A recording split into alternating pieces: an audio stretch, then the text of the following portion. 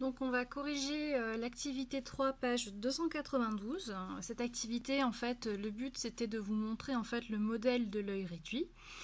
Donc vous aviez un petit document qui vous expliquait un petit peu comment fonctionne l'œil. Peut-être que vous l'avez déjà étudié en biologie, hein, où on vous présentait du coup que l'œil il était constitué ici d'un cristallin, d'un iris, d'une pupille, d'une cornée, et on vous donnait un petit peu l'utilité en fait de chacun de ces éléments-là. Pour répondre à la première question, on vous demandait la lumière qui traverse le crayon, permettant de voir le crayon. On vous demandait si ce crayon-là, on vous demandait si la lumière du coup partait du crayon ou bien partait de l'œil. Eh bien, la lumière, elle va partir du crayon pour arriver dans l'œil. Hein. C'est pas l'œil qui va produire les rayons lumineux. Donc, la lumière, elle va du crayon, qui est une source secondaire de lumière, à l'œil. Ensuite, en question 2a, on nous demandait de comparer le sens et la taille de l'image du crayon formée sur la rétine avec le sens et la taille du crayon réel. Alors si on regarde sur votre livre ici, on peut remarquer qu'ici le crayon pointe vers le bas alors qu'ici il pointe vers le haut, donc les sens sont inversés. Et on remarque également que votre objet ici est plus grand que son image. On va donc pouvoir écrire la chose suivante. L'image du crayon sur la rétine, elle est renversée, hein, puisque le crayon n'est pas dans le même sens. Et en même temps, elle est aussi plus petite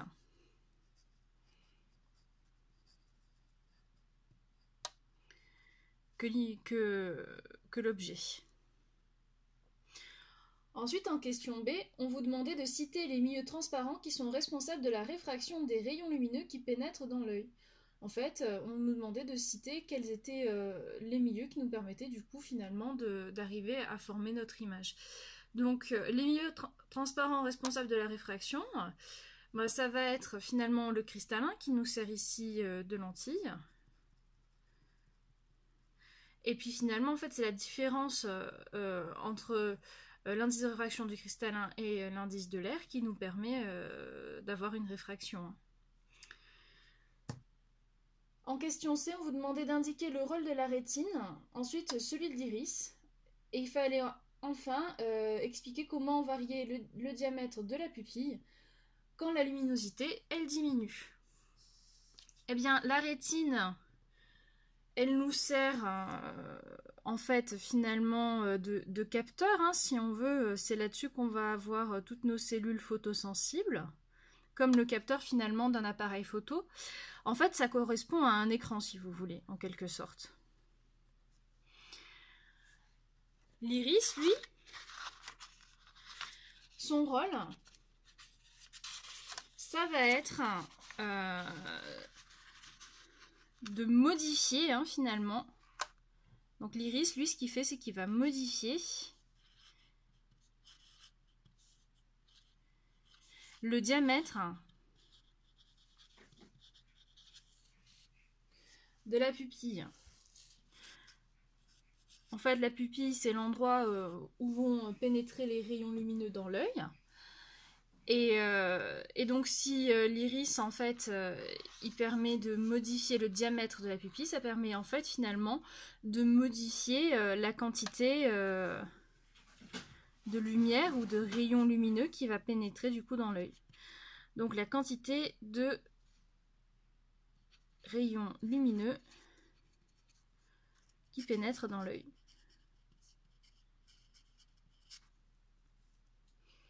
Ça nous sert en fait un petit peu de diaphragme. Ensuite, on nous demandait ce qui se passait quand la luminosité elle diminue. Je pense que vous avez tous pu le voir. Quand la luminosité diminue, le diamètre de la pupille il augmente. Et alors pourquoi est-ce que le diamètre de la pupille il augmente? Tout simplement pour faire rentrer le plus de rayons lumineux possible à l'intérieur de l'œil, pour qu'on puisse quand même essayer de voir le mieux possible.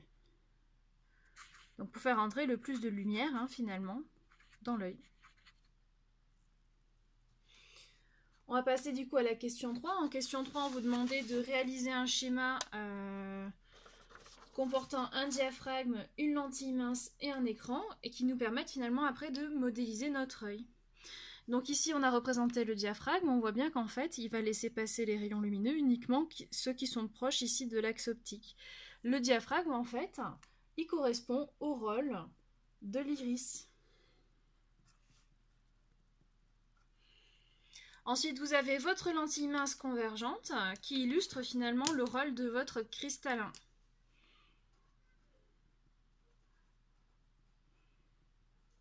Et enfin, ce qui nous sert d'écran, eh bien, c'est la rétine qui nous permet finalement d'imprimer l'image après, ensuite, dans notre cerveau.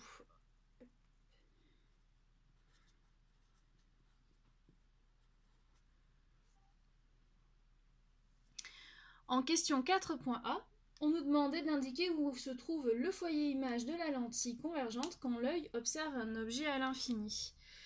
Eh bien, l'idée, ça va être de regarder par rapport à notre schéma.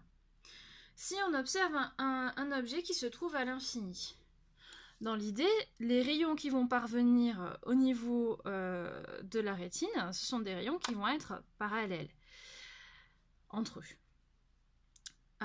Pourquoi pas, on peut commencer avec un rayon comme ceci. Hop.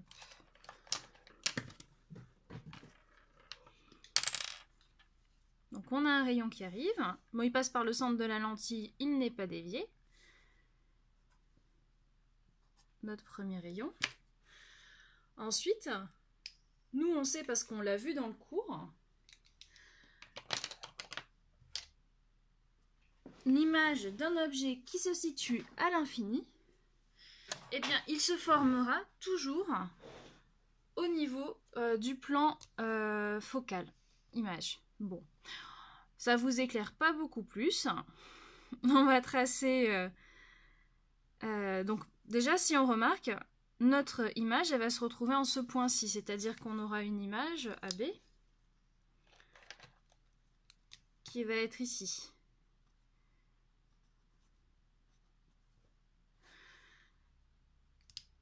Et donc, on peut tout à fait tracer le rayon qui est notre rayon violet, hein, celui qui émerge de la lentille en étant parallèle à l'axe optique. Donc, il va être par ici. On fait un peu le schéma à l'envers, si vous voulez. Hein. Et en fait, on sait que si l'objet il était à l'infini, les deux rayons, que ce soit le vert, enfin les deux rayons, le vert et le violet, ils démarrent en étant parallèles entre eux. Donc du coup, le rayon violet, il était à peu près comme ça. On remarque que l'endroit où le rayon violet va couper l'axe optique, ici, on va avoir notre foyer objet F. Et si tout va bien, on va pouvoir placer notre foyer image F' en prenant finalement le symétrique de ce foyer objet F. Et alors, si vous avez bien fait votre schéma, si tout va bien, vous allez pouvoir le trouver exactement au niveau du plan de votre écran. Donc ici, on est à 4 cm. Et ici, à un peu plus de 5, vous voyez, mon schéma est un petit peu mal fait. Mais normalement, vous devriez trouver que votre foyer image, il est ici. Donc le foyer image, quand l'œil observe un objet à l'infini, il va se trouver sur la rétine. Parce que l'objectif, c'est de former l'image sur la rétine. Si l'image n'est pas formée sur la rétine, elle sera floue. Hein. En question B, on nous demandait comment, en fait, on nous disait finalement que la distance entre la rétine et le cristallin ne variait pas. Et donc on nous disait, on nous demandait comment varier finalement, comment varier la distance focale, c'est-à-dire la position de votre foyer objet et de votre foyer image, si jamais votre objet, comme ici, il est en train de se rapprocher. Donc tout simplement, on va pouvoir tracer nos 3 rayons pour pouvoir essayer de trouver nos foyers. Le premier rayon qu'on peut tracer, c'est le rayon vert, celui qui passe par le point B et par le centre de la lentille. Ce rayon-là, il n'est pas dévié. Ça nous permet d'avoir finalement la position de notre image, puisqu'on sait que notre image, il faut qu'elle soit formée directement sur la rétine. Ça veut dire que votre image ici, elle est là. Ici, vous avez le point B' et ici, vous avez le point A', puisqu'on sait que l'image doit se former sur la rétine si on veut voir une image nette. Ensuite, on peut tracer le rayon qui est censé du coup passer par le foyer, image. Ce rayon, en fait, il démarre en étant parallèle à l'axe optique.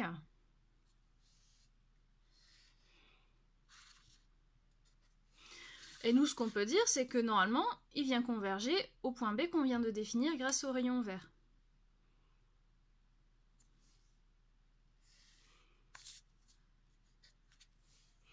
Et ce point-là, ici, c'est votre foyer image F'. On va pouvoir tracer notre troisième et dernier rayon. Eh bien, c'est celui qui va lui aussi atterrir sur B', mais il va atterrir sur B' en étant parallèle à l'axe optique. Ce rayon, il provient évidemment du point B.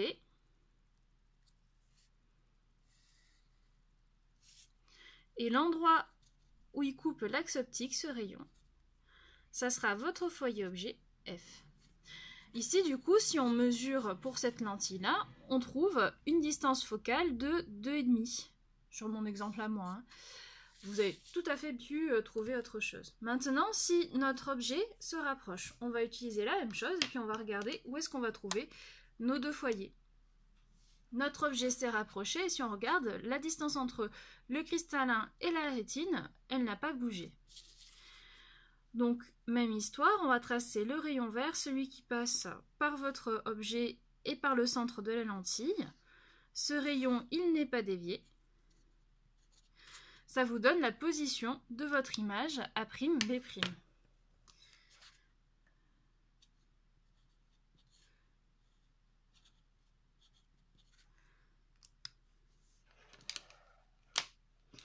Ensuite, on va pouvoir tracer le rayon qui part de B et qui est parallèle à l'axe optique.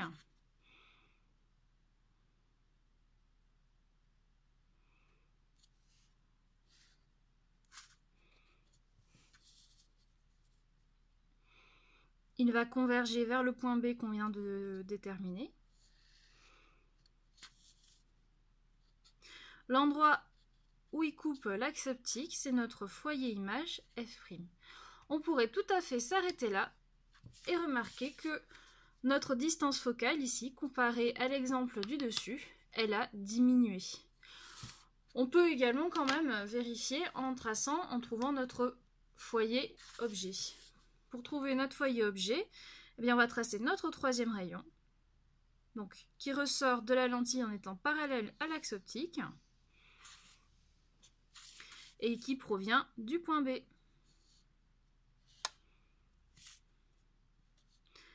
Ici, on obtient notre foyer objet et on se rend bien compte que notre foyer objet, il est également, en fait, il s'est rapproché de la lentille. Ça veut dire que quand votre objet se rapproche de votre œil, le cristallin, les propriétés de votre cristallin changent un petit peu. Et en fait, vous avez votre distance focale de votre cristallin, c'est-à-dire distance entre le point O ici et le point F', qui va diminuer. On a notre distance focale qui diminue. Et si la distance focale, elle diminue, ça veut dire que votre œil, on dit qu'il est en train d'accommoder. Voilà, c'était tout pour cette activité.